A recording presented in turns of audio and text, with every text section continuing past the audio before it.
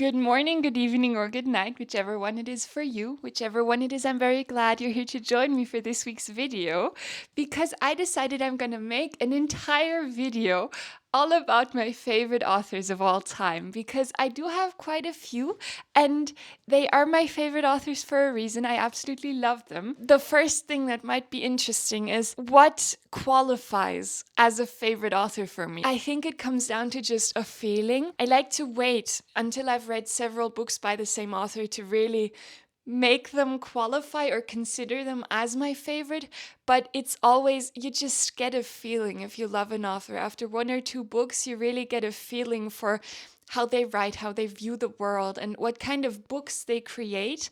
And the more you read by someone, of course, that opinion becomes much more distinct. And so with these, I'm absolutely confident. I've read at least 4 to 5 books by each of these authors, sometimes even close to 20. So I am very sure I love those people. So yeah, without further ado, let's get into it. I'm so excited. Okay, so first of all, let's move you over here because we're gonna start with this section. Wait, you're not seeing it properly. There we go. Okay, we're very close and personal right now. This is where I keep my Laxness collection. He's an Icelandic author, and I have read by him Fish Can Sing, which is about a man who wants to fish. All he wants to do is be a fisherman, but people keep telling him that's not enough, that you have to have more ambition. This is such a charming book, and it's the first book I read by him, and I highly recommend you start with this one because this to me is Laxness at his best. It's such a great story about the love for nature and for simplicity and how great things don't always have to be big. They can be really small, and it's really about finding happiness in the small things in life. Then we have Under the Glacier, which is the story about a small town where the pastor has basically stopped doing his duty, at least in the view of the church. And it's so funny, almost absurd. It's also very profound religious criticism. Then Saika Vaika is the very heartbreaking but also very heartwarming life story of a young girl who's called Saika Vaika. It's her coming of age story. It's so good. It's one of my favorite Laxness. It's between Saika Vaika and Fish Can Sing. I think Fish Can Sing is a bit better in my opinion, but Saika Vaika is such a great story. So empathetically done. It contains so much societal criticism, but it also comments on the beauties of life, and there's love in it, there's tragedy, there's loss, there's grief, there's just everything. It's about Saika Vaika trying to find her place in the world, and she is one of the most memorable and unique main characters I've ever read about. Then we have The Atom Station. This is the story of a young impoverished girl who goes to work for a politician's family and who basically goes there to care for his children and for his house. You could say this is political criticism. It comments a lot on the political situation in Iceland as a whole and on the different political movements that were going on there. But at its core, it's the story of this female main character who's just trying to find her place in the world, like in Saika Vaika, but in a very different way. She's a very strong person, and she refuses to bow down to gender roles and to let herself be suffocated by these very male-dominated society. Then we have Independent People. It's like Saika Vaika in the sense that it's a story of a man who lives in Iceland. He lives in a very small town. He's a shepherd, but it's unlike Saika Vaika in that I found it very hard to get through because the main character is very disillusioned with life. He's very traditional in a very frustrating sense.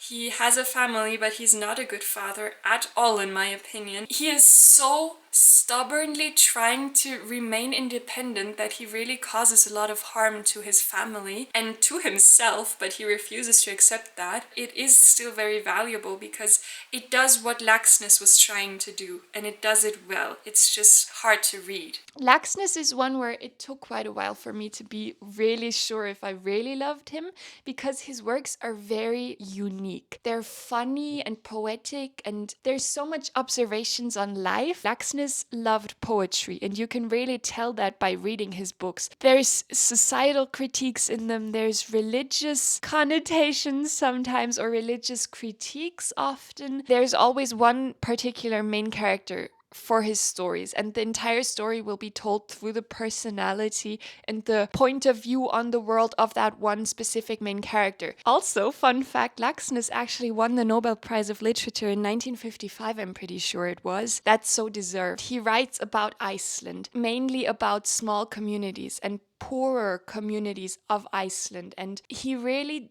gives you a very great picture of the situation of Iceland in the mid 1900s, which is when he wrote most of these stories. They're very good books. So yeah, that's Haldor Laxness. Let's move on, because funnily enough, there's two more of my favorite authors on this shelf. Next up, we have Shirley Jackson. Let me just give you a little close up. Here we go. Okay, for Shirley Jackson, we're going to start here. I have read Life Among the Savages and Raising Demons, which is a two-part collection of anecdotes of her life. They're semi-autobiographical. They're so funny. They're different from all other Shirley Jacksons, and I love them so much. Then we have The Road Through the Wall, which is the story of a very sinister small town in America, or rather a particular street in America. It's very fascinating and disturbing. Let Me Tell You is a short story collection, which is very good. It's the biggest one I have of hers, and it's a collection of stories she wrote and also autobiographical essays and her essays on writing. It's a very varied view into her writing. Then Hangs a Man, which is the story of a very traumatized young girl who experiences a lot of mental disturbances throughout this story. Then The Lottery and Other Stories, Dark Tales, and Just an Ordinary Day are all, again, short story collections. Shirley Jackson is a master of short story collections. I highly recommend those. They're so good. Just little masterpieces. It's incredible. I highly recommend. Then we have The Bird's Nest, which again is the story of a young woman who is very mentally disturbed. It's one of the first accounts of multiple personality disorder. Of course, not clinically very accurate. This book was written at a time where not much was known about multiple personality disorder. It's still very interesting if you view it as a bit more of a piece of art than a clinical study, because again, it's not very scientifically accurate, but it's still such a fascinating book to read. I highly recommend this, especially in combination with Hangs a Man, because in many ways they deal with the same topic but from two very different lenses. Then The Sundial, which is a book about a cult, basically, that's created among these people that live in this one particular house that start to believe that the world is ending and only the people in this house are going to survive the end of the world. It's very strange and such a fascinating insight into human psychology. Then we have Always Lived in the Castle, one of her most disturbing stories in my opinion. It's about the very strange relationship of two sisters to each other and their family history. Then The Haunting of Hill House, which is my personal favorite of hers. It's one of my favorite books of all time. I love the way this story is told. It's about a haunted house and these people who go to that house to see if it's haunted. It's a masterpiece of writing. The house is so alive and every single paragraph is so rich. She manages to write this really short book that feels so vivid. So yeah, that's Shirley Jackson. She is brilliant. I love her. She writes these very sinister stories. All of her stories are disturbing except for the two semi-autobiographical ones, which are just funny. But she's so witty. She doesn't write complicatedly, but she writes in a way where she really trusts the intelligence of the reader. She doesn't over-explain things, which I love. Sometimes you really do have to read between the lines, and she does this thing where she doesn't always wrap up her stories. They end either in the middle of an action or sort of openly, where you can just basically decide yourself what's going to happen, or it just ends openly, which adds to the sinister nature of it all.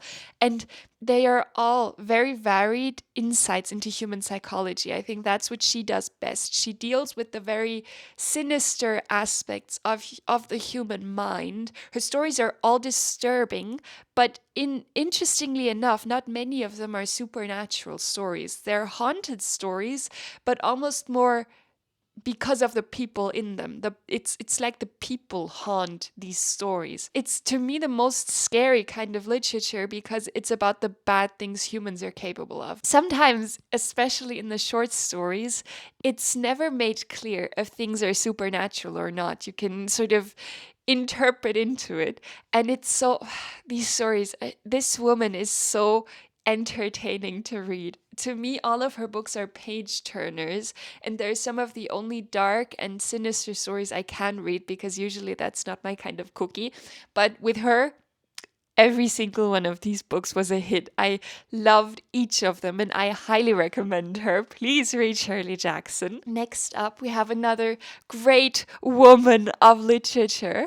Here you see, I have Virginia Woolf. Going through these, Miss Dalloway is the story of England haunted by the effects of the First World War. It's the story of Miss Dalloway, but also the story of many different people in England at the time. It's a story about trauma done in such a poetic way. And The Waves is my favorite of hers. The Waves is one of my favorite books of all time. I think this book is brilliantly done. You follow these 6 friends throughout their entire lives and interspersed with paragraphs that just describe the ocean at different times of the day. It's done in a way where when the friends are still very young, it's just sunrise at the ocean. The times of day sort of correspond to the places in their lives these people are in right now. One day is the entire life of these people. It's very difficult to explain, I realize, but it's so well done. It's brilliant. Then To the Lighthouse is the story of the Ramsay family who live in the Isle of Skye. It's a very poetic and symbolic story of family, also trauma. The World War does play a part in this as well. Probably my second favorite next to The Waves. It's brilliant. I've read this one twice. It's the only one I've reread of hers thus far. The Waves are next. I'm going to reread those soon. Then Orlando is the fictional biography of a person called Orlando who lives for hundreds of years and who switches gender.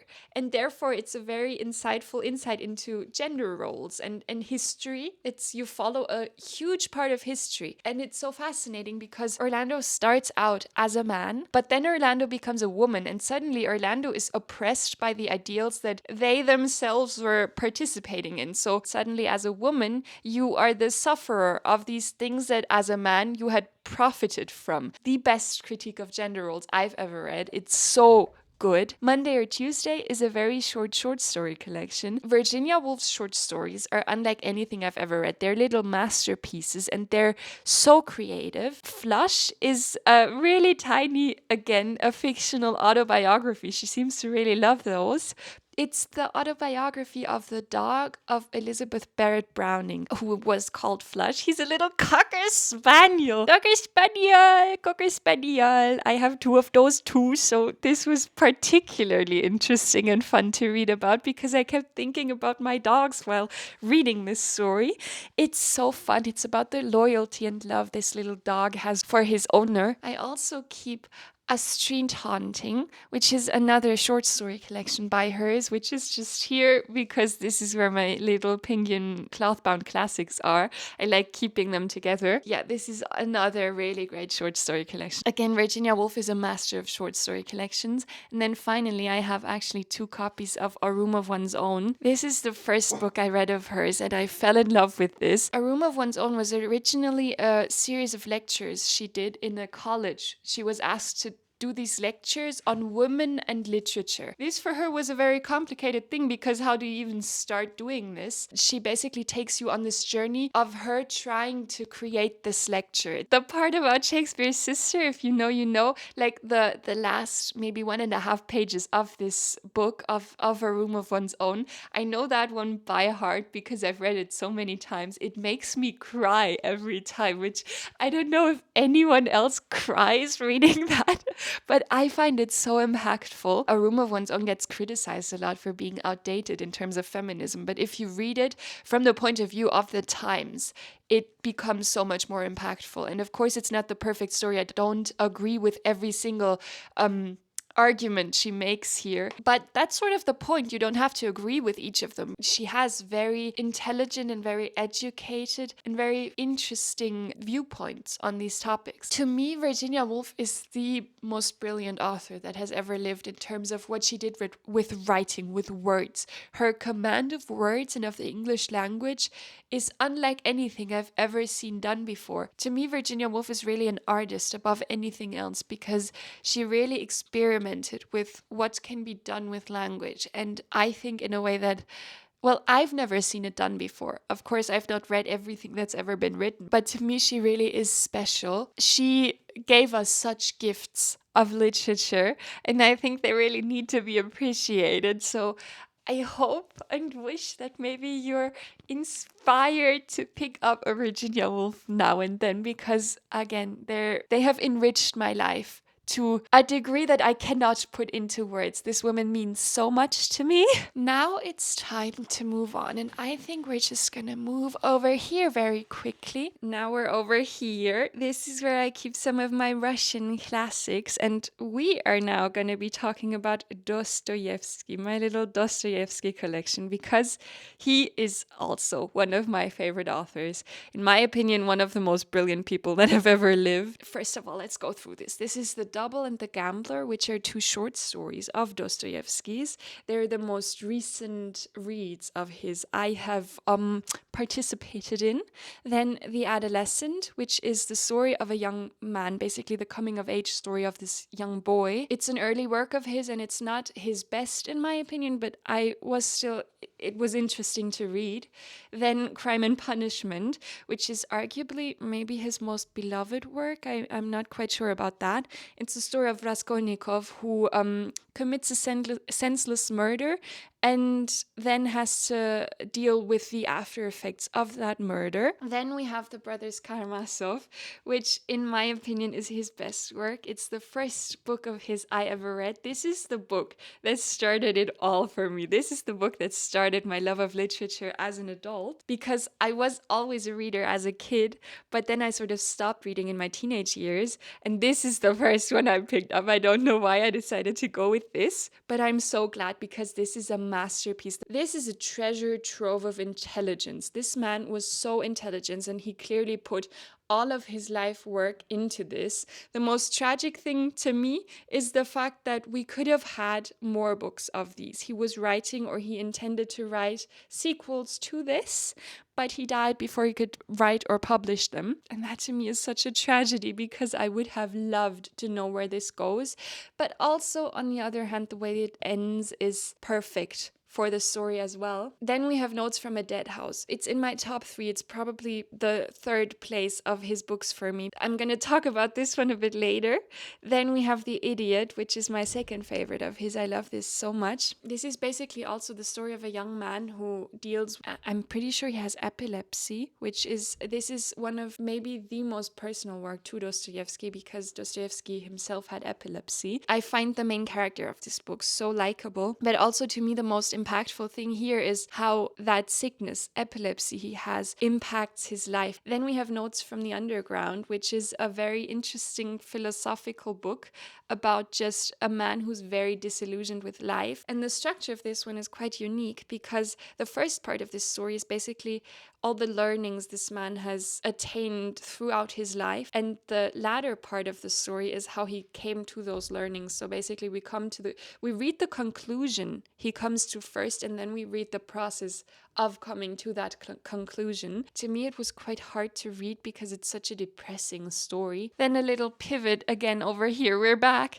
This is White Nights, which is a very sad but also great and profound story of unrequited love. Then lastly over here we have Poor Folk and Other Stories, which is a short story collection. One thing I did want to talk more about is Notes from a Dead House. Dostoevsky had such a sad life story, because when he was 23, I'm pretty sure, he was arrested for distributing a political flyer, and he was told he was going to get executed. He had been pardoned. Either the king or the governor or someone had decided he was not going to get executed, but no one told him.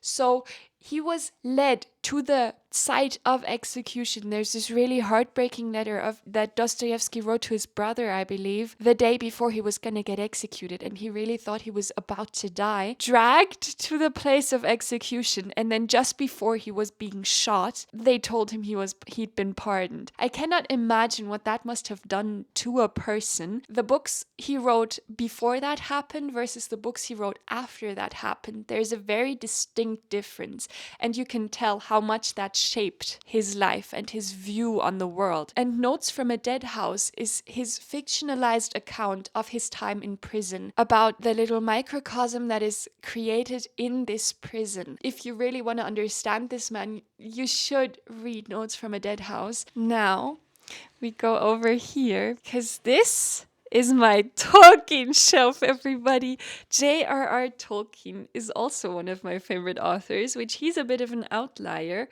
because technically I've only read 4 of his books. He's one of only 2 authors on this list who I've read that little of. I started with Letters from Father Christmas, which is a collection of letters Tolkien actually wrote to his children. He had this tradition going where each year before Christmas, he wrote his children a letter from Father Christmas, who was telling them about all of the shenanigans he was getting up to at the North Pole. And the children actually wrote back. But this is just the letters that Tolkien wrote. This book made me fall in love with him because I think that's the most precious thing ever, to take that time every single year to write these letters and basically create this little fantasy world for your children. That's such a cool thing to do. And you could really tell, to me, Tolkien is just the absolute healing force for an inner child. These books are so healing to read. Then, of course, I had to read The Hobbit, which was my first actual novel of Tolkien's I read. I really liked The Hobbit, but it's not my favorite because then I read The Lord of the Rings, which I cannot tell you how much I love this story. It's one of my favorite books of all time. It made me sob to no end when I finished it. I had the biggest book hangover after reading this one. Friendship and of loyalty and of love for the place you live in, the people you live amongst, and just life in general. Then next, I had to read the Silmarillion. To me, the best way to describe the Silmarillion is this is the history book a kid of this universe, of the universe of the Lord of the Rings, would read in a history lesson. It's so great, especially if you're a history nerd like me. This is the best little thing. You can really nerd out on this universe, and it's so well done. Then these here, The Children of Húrin, Beren and Lúthien, The Fall of Gondolin, The Fall of Númenor, and Unfinished Tales of Númenor and Middle-earth are basically, these are the stories that are in the Silmarillion, but in much more detail. And I've actually been savoring these because I really want to read them in winter, because to me nothing is as magical as Tolkien's writing. Tolkien is to me the most healing author in this list, for sure. His skill of fantasy and of world building and his love for language comes through so much. Tolkien was such a lover of language, and what he created in this story is beyond comprehension to me. I have so much respect for this man as a person and as an artist. All right, we have moved. Now for Dazai, who is such a special author to me. He means a lot to me and he's so comforting. First of all, we have Blue Bamboo, which is a collection of fairy tale retellings, often funny, sometimes satirical, sometimes he even sort of makes fun of them, but it's a very creative little read. It's very pleasant. Then Self-Portraits, which it's between Self-Portraits and No Longer Human for my favorite Dazai. I think Self-Portrait is a really good introduction to Dazai because it's a collection of short stories. They read like autobiographical little stories. You can debate on whether they're actually accurate or not, but Dazai was always clearly inspired by his own life, and this is a perfect example. This almost, even though these are short stories, it reads like a novel because you just have these little episodes in this man's life who maybe Dazai, maybe not, but they're sometimes really sad, sometimes very funny. There's this one particular story about a dog or several dogs that I really loved. It made me chuckle so much. And it's just the entire Daza experience in one. All the things he is capable of doing in literature are in this story. So if you're not sure where to start, I think this is a very good point, because this is not one of his really, really sad stories, but it still gives you a very good idea of what he's capable of. Then we have The Setting Sun, which is actually the first Daza I ever read. It's a very sad but very profound story of this family that lives in Japan. I won't say much more because it's very short, and yeah, just know it's such a good book. It's maybe objectively speaking Dazai's best. This is really a piece of art that raises a lot of philosophical questions and a lot of ethical questions on life and autonomy and what autonomy means in terms of life. Then we have No Longer Human, which is one of the books that mean the most to me. It's a very sad story about this man called Yozo who has never really felt like a human. Then we have The Beggar Student, which is a really short story about this author who has just mailed a script of a story he really is ashamed of having written, and who then goes on a little adventure with two students he meets. And it's a very, very typical Dazai story. It's quite absurd, but very funny. And I really, really enjoyed reading it. Then we have The Flowers of Buffoonery, which is a sort of addition to No Longer Human, because this is basically the same main character. And it tells an episode where he's institutionalized in a mental hospital. It's written as funny, but it's so sad because of that, because no one really takes this man seriously who's just tried to kill himself. Then we have No One Knows, which is also a collection of short stories all about female main characters. To me, this is the least successful of Dazai's works because, well, please don't read this first. If you've never read a Dazai, do not read No One Knows first, because I think it'll give you a very warped idea of what this man is capable of. I had a really hard time reading this, to be honest. I really disliked some of the stories. I thought they were very stereotypical and they felt like a man writing a woman. For most of the stories at least, which is something that really takes me out of a story. Then Otogitsoshi, this is again, like Blue Bamboo, a collection of fictionalized and sometimes satirical fairy tale retellings. He's really good at that. These are so fun. Then we have Daffodil, which is also interesting. It wasn't my favorite, but it's still, if you like Daza, you're gonna like Daffodil too. Schoolgirl is in the collection No One Knows, but I had bought this before I read this, so I wasn't aware that I was basically buying something twice, which is kind of sad because I really didn't like Schoolgirl. I thought I would because people keep saying that it's sort of the female version of the main character of No Longer Human, but to me that is such a disservice of No Longer Human, because I think Schoolgirl is not a very good story, to be very honest. So yeah, that was my Dazai collection. I cannot just pick up a book of his and read it. I have to be in a very certain headspace for it. But when I'm in that headspace, he's the only person I can really read from, where I cannot read anything but Dazai, and he's so comforting. And to me, anyone who's ever experienced mental troubles will really feel comforted by him, at least in my opinion. I know Dazai is kind of controversial, and of course he's not perfect, and his stories, especially his characters, especially his male characters, are not perfect, but to me they don't have to be perfect to be human. And I think his stories are very human and very, obviously very, very tragic, but Dazai's life was very tragic. His books are so personal. Dazai was very famous for writing I novels, which is these novels that read like autobiographical stories, even though they're fictionalized versions of an autobiography. Okay, next up, on the same shelf as Dazai, we have Mishima. Oh my goodness, little jump scare. I'm very sorry about that. I won't get that close to the camera again. But yeah, this is Mishima, the author I have read the most from. I have Forbidden Colors, which is a criminally underrated book by Yukio Mishima. This is about a writer who manipulates a gay man into becoming his sort of puppet. This writer takes this man who is very beautiful and very successful in seducing people and sort of gets revenge on the world through him. It's a very, very messed up story, and it's a typical Mishima story in the violence and the abuse of beauty and just commentary on beauty that Mishima loves to write about. But it's a very unique story in that it's about a gay man mainly, and it's a fairly explicit story for the time it was written in. An aspect of Mishima's craft that isn't very apparent in most of his other books. Then Confessions of a Mask, which in some ways really reminds me of No Longer Human. I really love this one. It's a very intimate account into a young boy, basically, or a boy/teenager who feels very disillusioned with life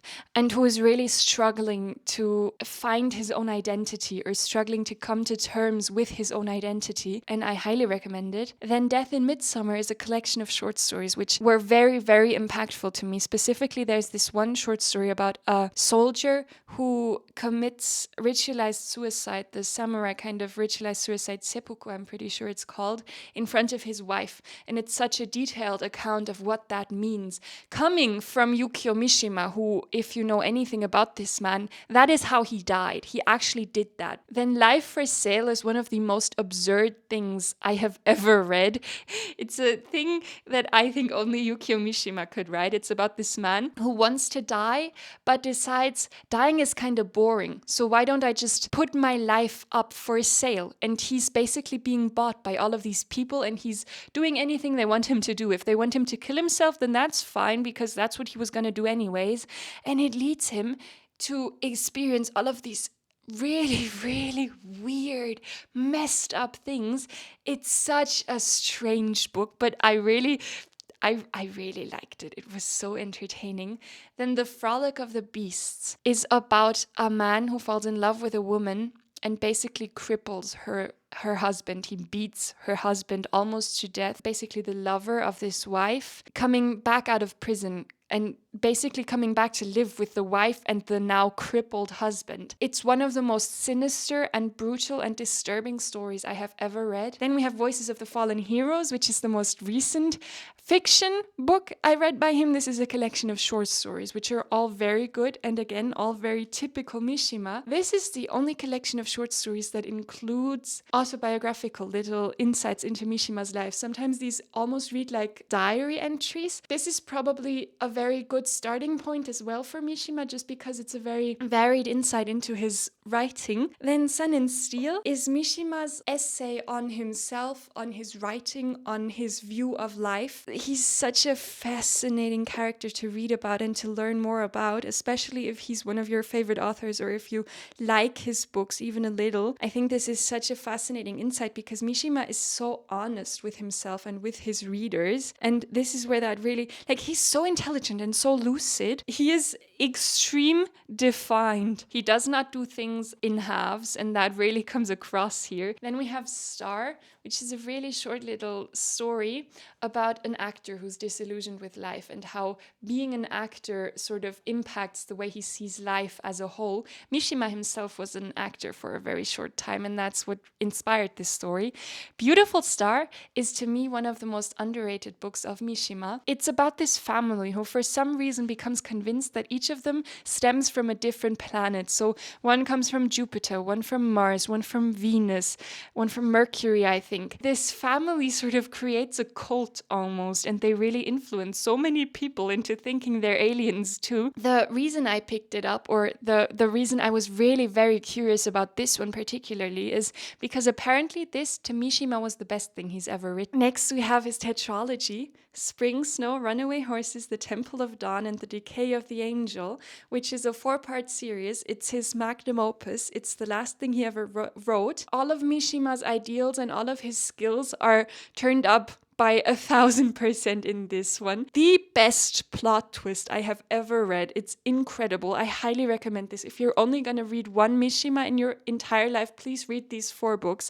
They are so worth it. I cannot explain to you how much I love them. Okay, next up we have The Temple of the Golden Pavilion. The theme here is beauty and the impact that beauty has on this one boy's life who idealizes this one temple, the Temple of the Golden Pavilion, as his ideal of beauty. He's never seen this temple, but in his mind, this temple is the most beautiful thing that's ever been created in life, and he views his entire life through the lens of that temple. Mishima's view on beauty really comes across here. Next, we have After the Banquet, which is the story of a very strong female character who is middle-aged. She owns a very successful business, and she's super independent, but she falls in love with this man, and this man is very stubborn and also very independent, and they're very, very strong and unbudging characters, and they decide to get married. And so it ends up being this very interesting social commentary, specifically on gender roles. Then Thirst for Love is a sinister story. It's about a woman whose husband has just died and whose father-in-law is really taking advantage of that and of her need for a place to stay and for people around her. And so they have this really disturbing relationship, if you can call it that, going on. And her thirst for love makes her fall in love with one of the people who work for her father-in-law. It's a very sad story, and it was quite hard to read at times. The Sound of Waves is the most unique book among Mishima's stories because it's such a nice story. It's the love story of two young people who live on this island, and it's about the small community in that island and just a different time with different values. It's a very heartwarming story. Among Mishima's works, to find something that's really just so pleasant to read with such little violence in it is really surprising. It has all of the beauty of Mishima without any of the horror. Then we have The Sailor Who Fell from Grace with the Sea, which I had a very hard time with. It's a story that's really stuck with me, and in that sense, it's really brilliantly done. It's a very short book about this group of young boys who create this really extremist ideology among themselves of what a true man is and what true strength is.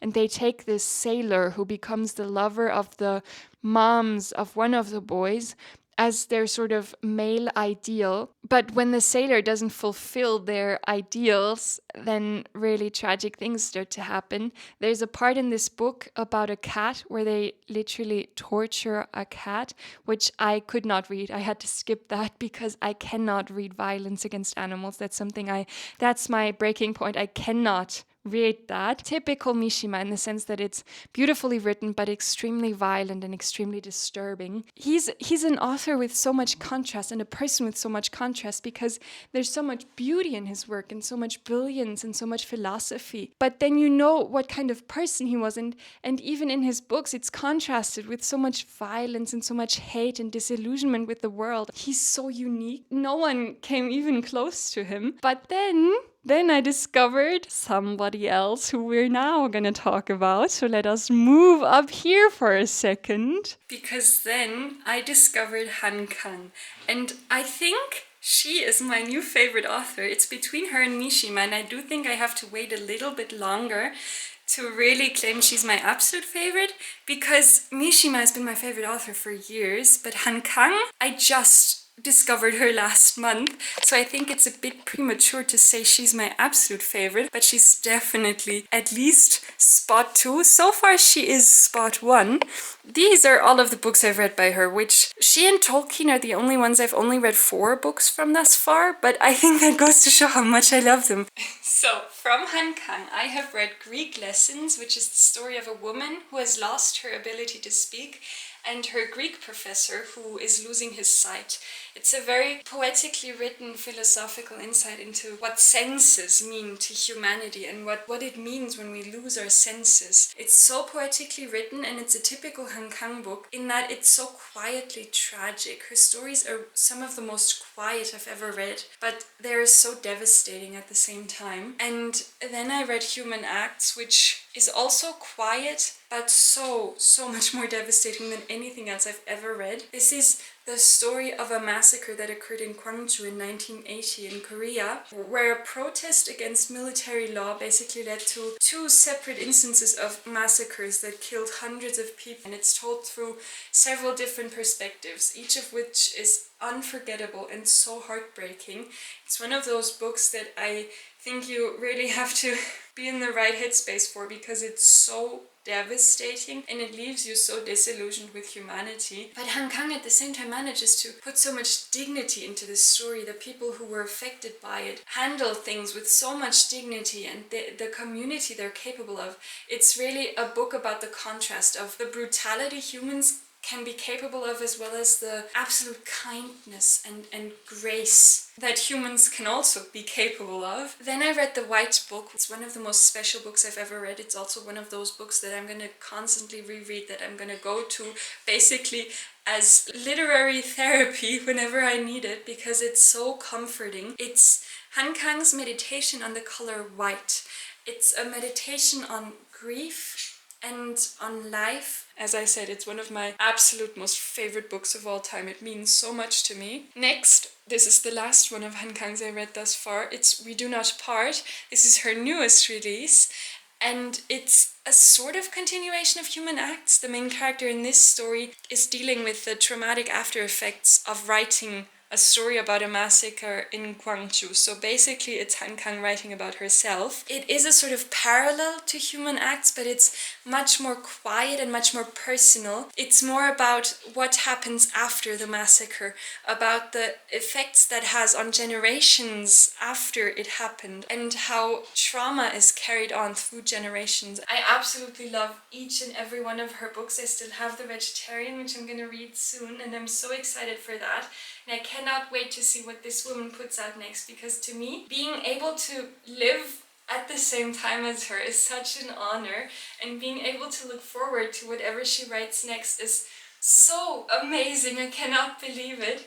And yeah, I think she's a very, very special human, and I think she is currently doing something with literature that is very unique and very intelligent and profound. And as a human, I just have so much respect for this woman. She did, of course, win the Nobel Prize in 2024, so I'm not special in saying she's brilliant, but just in case you've never picked her up, maybe view this as your inspiration to do so, because I promise you, you will not regret it.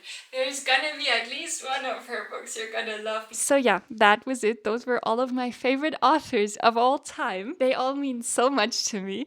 Write their names on a book and I'm gonna buy it no matter what. I never read the synopses of any of their books because I just know I'm gonna love them. I hope you enjoyed the video. I'm very glad you were here and you allowed me to ramble on for I don't know how many minutes about all of these people that mean so much to me. I think now you've gotten to know me a little bit better, because I think people's favorite books and people's favorite authors say a lot about them.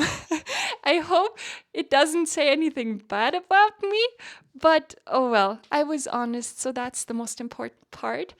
And I'd be very, very curious to know what your favorite authors are. That's something I'm so interested in hearing about. So maybe share if you'd like. If not, that's fine too, of course. Thank you so much for being here. I highly appreciate it. These are the kinds of videos that are the most fun for me to do, because who doesn't love talking about the things they love? I am gonna go now. I'm gonna love you and leave you. And we're going to see each other again very, very soon. Thank you so much for being here. Have a very nice day. And if you don't, that's fine too. I'm thinking of you either way. Bye bye. See you soon.